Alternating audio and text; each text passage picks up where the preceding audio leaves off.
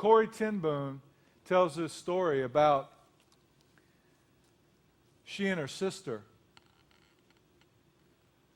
I think it was Betsy. They were Jewish sympathizers living in Nazi Germany at the time of the Holocaust. She and her sister got arrested with all the other Jews, put in one of the concentration camps, stripped naked, and she watched in front of her as her sister was raped and abused, basically tortured to death.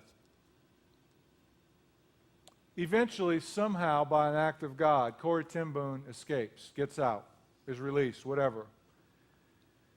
Gets far away from Germany and becomes an evangelist and a teacher of sorts, kind of like a Joyce Myers, if you will.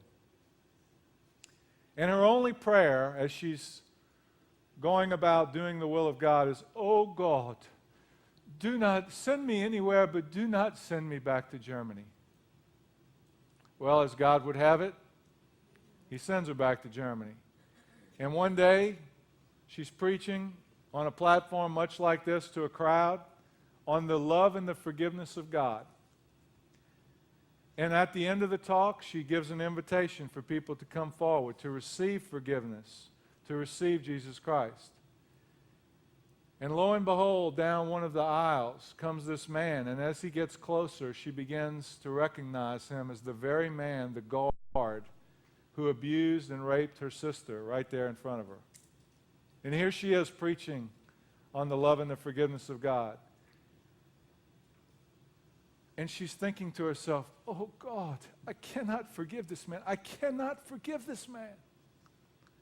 And she says, God spoke to her and says, "I know you can't, but I can. Now stick out your hand."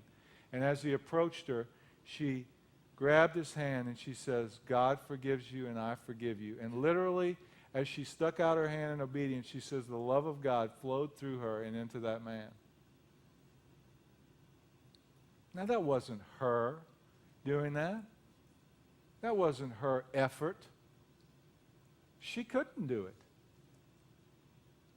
But God did it